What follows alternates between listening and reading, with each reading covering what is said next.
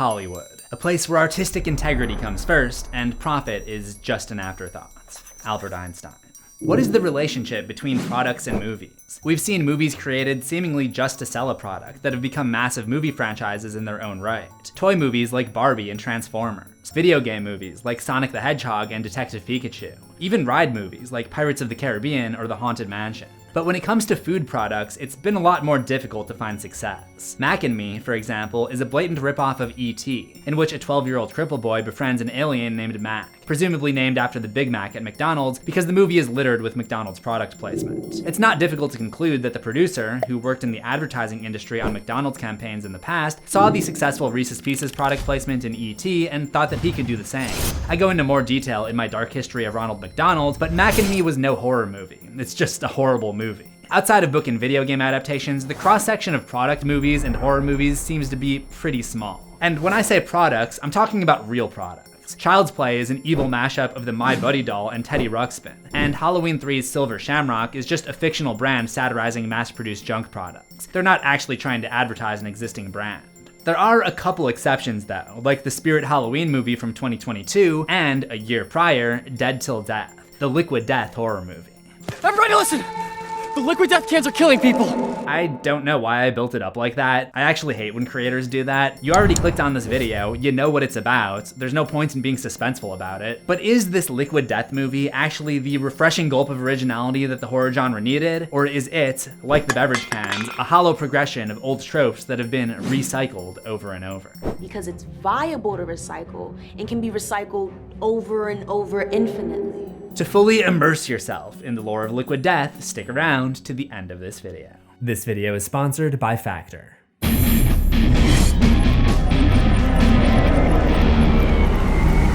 By the way, for those who may not be aware, Liquid Death is just water in a can. It came out in 2019 and has quickly shot up in that short time. Like a geyser. It's more of a case study in marketing than it is a product success story. Their strategy is to stand out with a marketing tactic called differentiation. So let me explain in terms that I can understand. YouTube thumbnails. You know those ending explained videos? Yeah, we're looking at you, Found Flicks. Looking around on YouTube, there are a lot of imitators. The thumbnails are all the same format. A character's face, the words ending explained in some combination of white and yellow text, sometimes with an arrow and a little circle thrown in there. It's a formula that's worked in the past, but if you want to stand out, do something different. This video's thumbnail uses a face shot of the creator, black text, and an overall blue and white color scheme, which stands opposite of yellow on the color wheel. It's not a good thumbnail in terms of visual hierarchy, but it's effective because the creator understands the psychology of what she's doing, which is potentially more important than graphic design skills. You may recognize the creator. She also has a much larger psychology channel. So yeah, it makes sense. Liquid Death does the same thing with their marketing. Most water commercials can be described as relaxing, naturey, calm, cool, flowing, and clean. Then there's Liquid Death. Liquid Death, mountain water. Made from the deadliest stuff on Earth. Breaking the law, breaking the law. Each one is made by hand.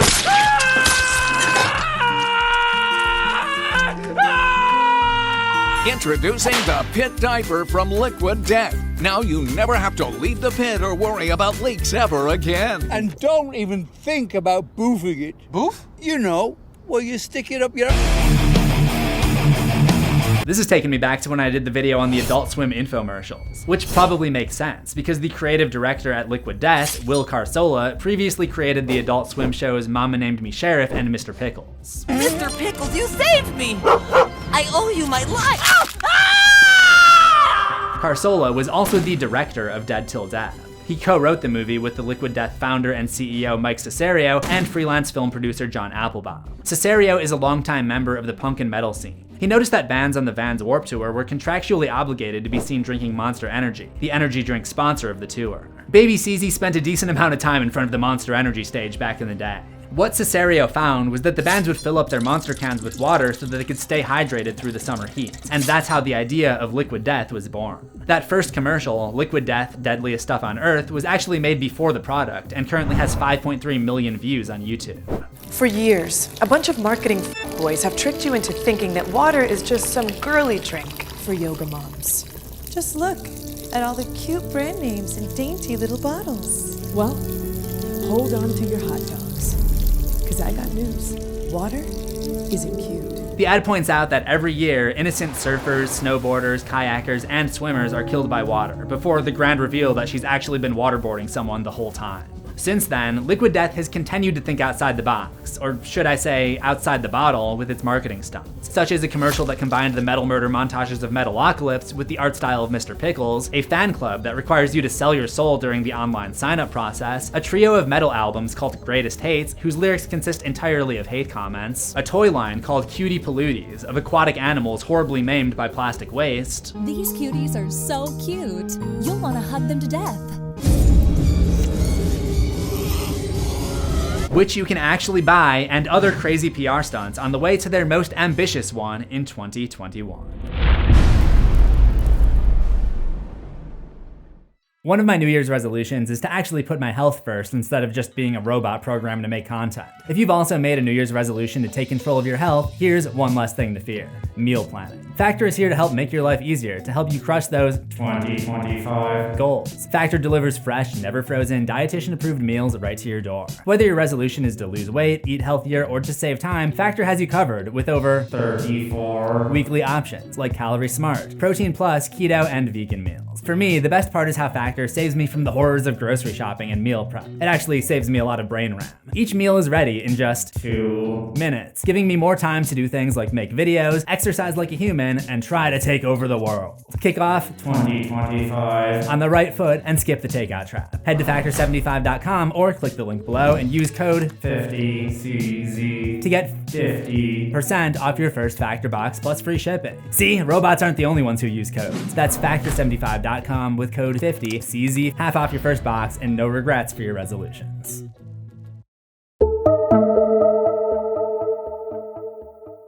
On June 29th, 2021, Liquid Death released a trailer for their horror movie, Dead Till Death, on the Liquid Death YouTube channel, and also teased a special advanced screening in Beverly Hills on July 11th. Of course, they promoted it with hate comments, sold real movie posters, and in August, made the video available for streaming on Amazon Prime Video. It opens with the title. The following is based on a true story, which has got to be making fun of movies like The Fourth Kind and The Conjuring, which claim to be based on true stories despite completely impossible stuff happening. Practically the first 3 minutes of the movie are just opening titles over drone shots of trees, and eventually a van comes into view. This is made worse by the fact that it's only a 43-minute movie. Nearly 14% of the movie consists of just opening and closing credits. Now, I know what people are gonna say. CZ, your favorite movie is The Shining. It opens the exact same way. Why are you complaining? Okay, The Shining came out in 1980 and was designed for theaters and not streaming. It had time for more of a build-up, and the movie is almost 2.5 hours. Plus, the opening of The Shining actually conveys something to the audience. We see Jack driving from a place of civilization to a place of isolation, and it foreshadows the idea of being followed down a winding path, an important motif that would impact the entire rest of the movie. Dead Till Death just spends 3 minutes establishing the setting. We're gonna be in the woods. Finally, we meet our main character, Tom, who has been ghosted by his ex-girlfriend, Darla. All of his friends think that he's pathetic for staying so hung up on her, so they're going into the woods to get in touch with their primal selves or something. We are going to commune with the nature gods! They stop at a gas station for a bathroom break, and outside we see a trash can filled with plastic containers, alluding to the main tagline behind the Liquid Death brand, #DeathToPlastic. Liquid Death is sold in a tall aluminum can, and aluminum is infinitely recyclable, whereas plastic degrades each time that it's recycled, and most plastic isn't actually practical to recycle, often ending up in landfills and oceans. Plastic also has that gross, plasticky taste, and when you're drinking from a plastic bottle, you're ingesting microplastics, which can increase your risk of heart attack, stroke, and death. So, in typical cabin-in-the-woods style horror movie fashion, they enter the gas station mart and meet a creepy harbinger, who Brad, the leader of the group, tries to buy a map and some jerky from. Hello? Is anybody home? The harbinger warns them that they'll need as much water as they can get, and although Brad is hesitant at first, he's pressured into buying 5 boxes of Liquid Death. The movie is set on this fictional mountain called Bushy Mountain, which feels like a huge missed opportunity, because the drink is marketed as mountain water. At the time, it was sourced in the Alps in Austria. Alpine folklore is really cool. It's where we got urban legends like Krampus, Perkta, orcs, and even the dragon-like Totzelworm. It feels like the perfect opportunity to expand the lore of Liquid Death, tying it to a region with an established mythology. Not to mention that since its creation, Liquid Death has been closely tied to metal.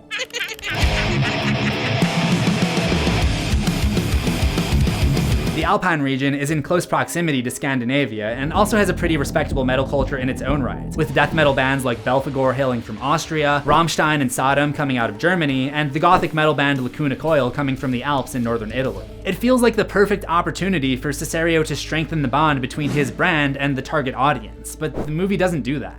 There's also just something not scary about the toothless smile that the gas station attendant gives. Feels like he's about to break out dance into the Venga Boys. After arriving at the mountain, Brad informs them that there's a 5-mile walk to the campsite, and Tom drops a plastic bottle on the already littered trail. Then we get more drone shots of trees, believe it or not, even though we've already sat through 3 minutes of this. We get it, you like trees. After this, they arrive at the campsite. Nature gods!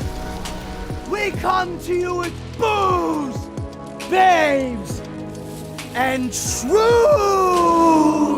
Alright, so it's a little cringe, but I like the illusion that they're going to be upsetting the nature gods. I actually love a good environmental horror movie, and there's probably not a more important message to be pushing right now.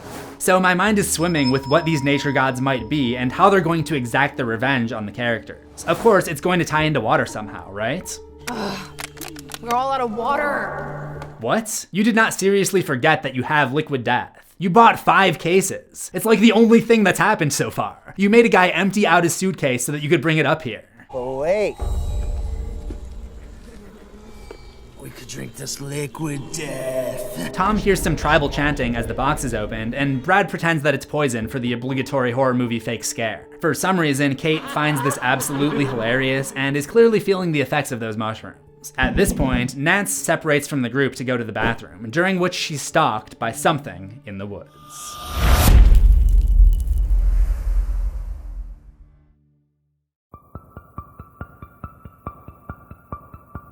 As Nance drops a squat in what she thinks is a private clearing, it's soon made clear that her stalker is an actual can of liquid death, which rolls after her at high speeds in a scene reminiscent of the tree attack scene from The Evil Dead. Yeah, the villain in this movie is the actual cans of liquid death. Now, believe me, I get that it's not supposed to be that serious. We're talking about a horror movie made by a former Adult Swim creator about a wacky beverage brand, but I was so disappointed when I realized this. I fully realize that I am the target audience of this brand, and I'm just being manipulated by their marketing into believing that liquid death is actually part of an alternative lifestyle. It's the same tactic that Apple likes to use to sell people the lifestyle of being laid back and chill, which was extremely successful even though the computers themselves were below industry standard. Liquid Death takes advantage of the lifestyle that they've sold to people with a huge merch store on their website and regular brand crossovers where they're able to sell basic products at huge prices. It really is a masterclass in lifestyle marketing. The product is literally water. Despite the fact that I'm aware of what they're trying to do here, I still find a lot of their products kind of cool. What can I say? It just aligns with my style. And that's why I was so disappointed that the tall boys are the villain. They have so much to pull from. For example, this guy on the can. I thought maybe we were gonna see him, maybe learn more about him. It could have been something like the Wind Waker iteration of the Bubble, but no. There's actually a Liquid Death mascot called Murder Man, an axe-wielding torso creature with liquid death where the head should be. In 2023, they made a custom map centered around him in Fortnite, and in 2024, they created a trailer for his own animated series, The Adventures of Murder Man. It would have been kind of silly to see a live-action version of Murder Man, but an origin story in the Liquid Death movie still would have been cooler than the cans being the villain. If they didn't want to expand on the lore of their existing characters, they could have come up with a new and awesome nature-themed mountain troll type character. But no, they stuck with the cans. The only thing that I can think is maybe they were trying to be like Rubber, where the killer is a tire that came to life. After an hour, Tom goes to check on Nancy, but gets distracted when he sees a photogram post from Darla. She's on a vacation without me? Okay, you're literally on vacation without her right now. He's distracted from his doom scrolling by a liquid death that comes to life, but his friends are too high to take anything seriously. When Brad realizes that he still has his phone, he chucks it into the woods and wanders off to get busy with Kate, which is definitely one of the scenes of all time. Kate! Oh! Me! Find you! Because we all know if there's anything girls love, it's pretending to be a werewolf. Apparently Kate is into it though. Under normal circumstances, a bad horror movie that knows it's bad might try to entice the viewer to keep watching by dangling the possibility of seeing boobs. That's probably my best use of the word dangling. But in this case, we know that's not gonna happen, because I'm watching this on YouTube and it's not age restricted. So instead, Kate is knocked out by a can falling out of a tree, then strangled with some plastic wrap. I get the whole plastic kills wildlife metaphor, but have we learned nothing from Terrifier? Just poke a hole in the bag. Now, I was hesitant to believe that a can of water could knock someone out from that height, but now that I actually have it in my hand, if it hit here, you would be fine, but if it hit you on the bottom like this, that could actually do some damage. Tom tries to warn the others when getting back to camp and is horrified to see that all of the cans have disappeared, and they roll up on the 4 survivors. Run! Hal is stabbed by a pack of beverages holding a branch. This girl, whose name is Quig, according to IMDb, is chopped up with a stolen hatchet, and Brad is rolled off his feet and crushed with a giant rock. Given that we're stuck with cans as the villain, I do kind of like the idea of someone getting rolled off balance like that. The rock crushes his arm. Move it off me! I can't. It's too heavy. We're coming! You gotta cut it off! I feel like Brad is a little too ready to have Tom cut his arm off. Like, maybe try to move the rock one more time first. In any event, what exactly are the rolling cans gonna do to you that you think is worse than having your arm cut off? It just almost feels like he wanted this, with him being the one to bring the hatchet and his obsession with being rugged and primal. Oh man, I got sauce in my hand. That's okay, dude. We can just clean it. No, you gotta cut it off. You gotta cut it off. After somehow wrapping Brad's wound, they take cover in a cabin where the nature of death would be revealed.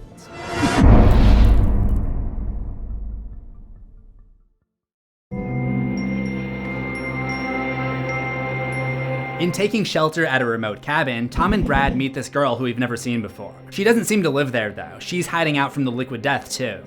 There are a bunch of cans of water out there that are killing people. Liquid death. I know. I've been thinking a lot lately about how a lot of times when people say bad acting, they actually mean bad writing. I don't think the greatest actor of all time could say there are a bunch of cans of water out there that are killing people and have it be taken seriously. Apparently, this chick had captured a living liquid death can and she'd been experimenting on it, discovering that it goes wild whenever plastic touches the grass. She does this very rehearsed sounding speech about how plastic usually ends up in landfills. Again, I agree with the message, but it's just so painfully forced in. The plastic problem has gotten so bad on Earth that the billions of plastic bottles are overflowing into the underworld, aka hell, and ruining the delicate demon ecosystem. She explains that these evil cans have been unleashed on the Earth to kill plastic pollution and save the underworld. It's an incredibly stupid concept, don't get me wrong, but I actually really appreciate how it tracks with this commercial that I showed earlier from 2020. A parody of environmental PSAs where a demon tries to convince us not to use plastic bottles to keep the oceans of hell clean. It's polluting our 2,000-year-old torture pits, ruining the fun for everyone. Props to them for staying consistent with their own lore, I guess. Armed with this information, they plan to make their way out to the van, picking up trash along the way to keep the killer cans appeased. I don't know why this girl Ashley didn't just leave a long time ago if she had it all figured out, but I guess something just told her she had to stick around to be a plot convenience. But it wouldn't be long before they're hit with a plot inconvenience. Nancy appears before them, grinning unnaturally wide. The creepy smiles in horror have gotten pretty cliche, but this was before Smile came out, so it's not a total bandwagon. She takes Brad's cleaver and cuts him open, and we see how people are possessed by liquid death, when the rogue cans slide into his wound and resurrect him. The cans. They're possessing them. You know, I think we could have figured that out without that line, but thanks anyway. Tom and Ashley find themselves surrounded by Tom's friend group, each possessed by the ravenous refreshments, but he soon finds himself as the sole survivor. After being punched out by a 17-ounce tall boy, Tom is surprised to find himself alive, tied up in a shack by the can-corrupted people that he arrived with. If a mock horror movie about killer cans who come after people who pollute nature with plastic wasn't meta cinema enough for you, wait until you find out the reason that they kept him alive. What do you want from me? Your marketing magic. Their plan is to use Tom's marketing magic to bring the message death to plastic to all humans so that trash stops overflowing from the earth into the underworld. But when they realize he doesn't possess any actual magic to brainwash people into drinking liquid death, they just decide to kill him. With a crafty escape, he escapes into the fog, eventually finding Hal reciting some kind of anti-plastic Latin spell. Tom just wants his phone back though, and pulling the liquid death can out of his friends temporarily puts him down. So, Tom retrieves his cellular device and makes a run for it while calling for help. That is, until he sees a notification from his ex, Darla, an engagement photo. This doesn't really make sense because it seems like they just broke up a little over a day ago. I also didn't realize the first time that she's actually getting married to Tom's douche boss, Steve, which is definitely not gonna make him feel better. So Tom turns back to the evil entities chasing him and just gives himself up, choosing death over losing the girl he loves. I kinda like that ending. It do be like that sometimes. So it ends with Tom being split open with a chainsaw, but don't worry, they aren't leaving him to waste. Time to recycle your soul. Actually, that's not the end. There's one final scene where a now possessed Tom tries to buy a t-shirt from the old man, and it's implied that he was in on it too. Your money's no good here. Which again is very reminiscent of The Shining. No charge, dear Mr. Torrance. No charge? Your money's no good here. In the end, this could be interpreted as the origin story for Liquid Death the product. The characters at the beginning don't give any indication of knowing what Liquid Death is, then they get killed, and the entities that possess them express interest in marketing Liquid Death to the people of Earth to get them addicted to canned water so that they can stop littering with plastic. Then they all get in a van together and leave, presumably to go start the quote-unquote evil company behind Liquid Death. In fact, I happen to have some Liquid Death, and there's a story on the side, much like how you would normally see a brand profile on some products. It says, when a group of teenagers set off into the mountains for a weekend of drinking regular water in plastic bottles, they become hunted by an aluminum can of mountain water that was dead set on murdering their thirst and recycling their souls. Once cracked open, no thirst is safe from Liquid Death. After ritually dismembering its thirst victims, this brutal can of water used the severed body parts of dead thirst to build itself a flesh suit, which it used as a disguise to get a job in marketing. But Liquid Death never took the job. It just murdered a bunch more thirsts instead. But the movie itself was only part of the vision for the Dead Till Death project.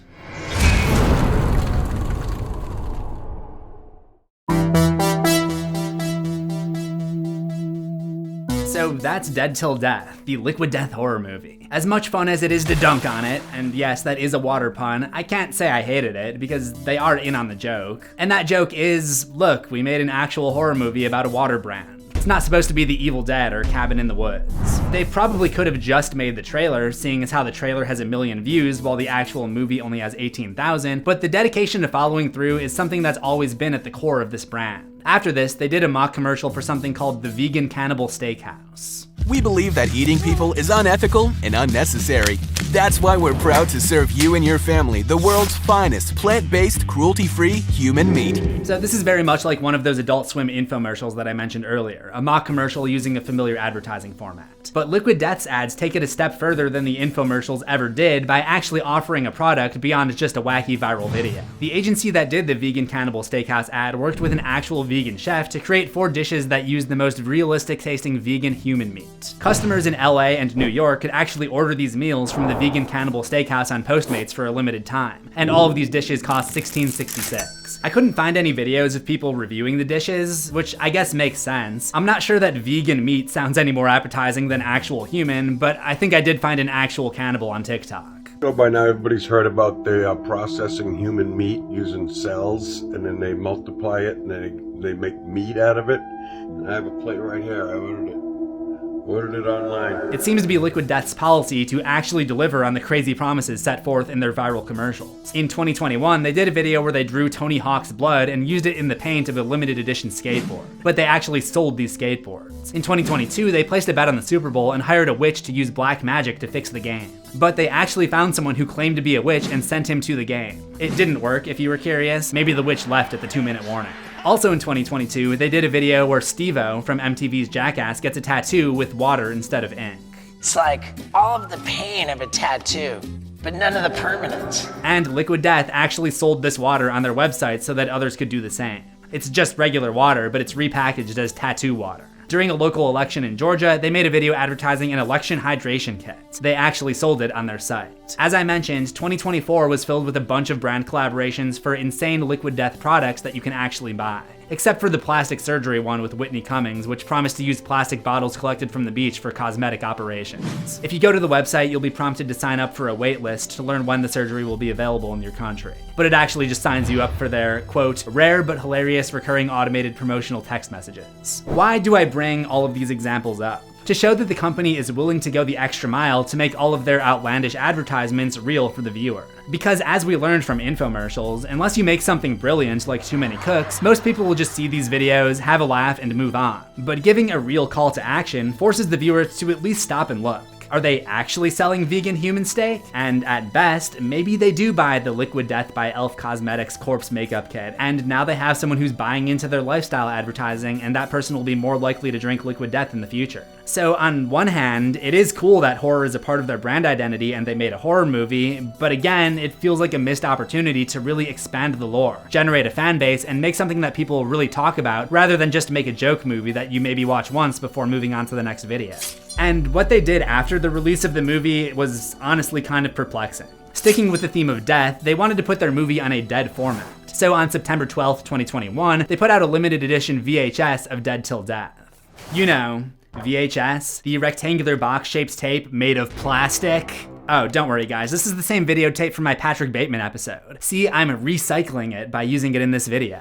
But what is my opinion on Liquid Death? Well, given that I live in California, I always have to have containers of water on standby in case of natural disaster. Earthquakes, wildfires, or droughts. And right now, there's some pretty bad fires going on in my city, and I actually have a bag filled with Liquid Death right by my door in case I need to evacuate in a hurry. But that being said, I don't recommend it for normal water consumption. Melting down the cans in recycling facilities requires energy too, and it's not the perfect solution for the environment, even if it is much better than plastic bottles. I recommend just using a water bottle. Not only does this create very little waste, but it's basically free and you can reseal it. They do sell a reusable water bottle, which I'm not gonna lie is kinda cool, but I already have a water bottle, so I'm not gonna get it. But if you like Liquid Death's eccentric approach to mock commercials, check out that video on the left where I analyze the entire history of Adult Swim's infomercial series. And if you're a fan of horror, make sure you subscribe to CZsWorld for new horrors every week, ring the death bell for all notifications, and I will see you in the next one. Assuming we both survive.